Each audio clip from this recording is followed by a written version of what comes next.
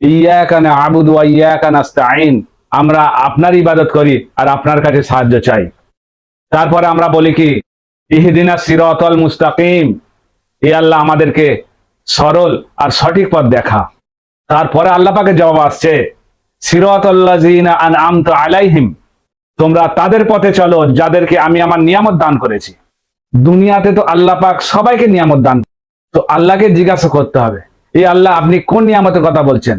তারপরে আল্লাহ পাক আবার জবাব দিচ্ছে, গায়রিল মাগদুবি আলাইহিম ওয়ালাদ-দাল্লিন, যারা অভিশপ্ত নয় আর পথভ্রষ্ট নয় তাদের পথে চলো তোমরা।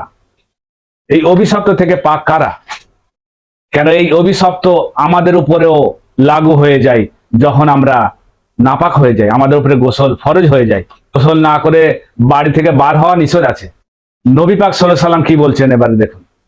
সুনান তিরমিজি হাদিস নম্বর 2732, মসজিদে নববীতে রাসূলুল্লাহ সাল্লাল্লাহু আলাইহি সাল্লাম বসে আছেন, সমস্ত সাহাবাগণ এলেন, তখন আল্লাহ নবী বলছেন, তোমরা যখন তখন আমার মসজিদে আসবে না, তোমরা পাক পবিত্র হয়ে আসবে, তোমাদের উপরে যখন গোসল ফরজ হয়ে গেছে সেই গোসল করে পাক পবিত্র হয়ে আমার মসজিদে আসবে। আলীর জন্য দরওয়াজা খোলা। তখন সাহাবাগণ প্রশ্ন করলেন, ইয়া রাসূলুল্লাহ, আমাদের জন্য বন্ধ করলেন আর আলীর জন্য দরজা কেন খোলা রাখলেন? আল্লাহ রসুল বললেন, আমি কারোর জন্য দরওয়াজা বন্ধ করিনি আর খুলিনি, আল্লাহ তোমাদের জন্য দরওয়াজা বন্ধ করেছে আর আলীর জন্য দরজা খুলে রেখেছে।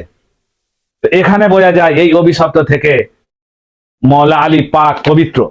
আল্লাহ পাক বলছেন এদের রাস্তায় চলো।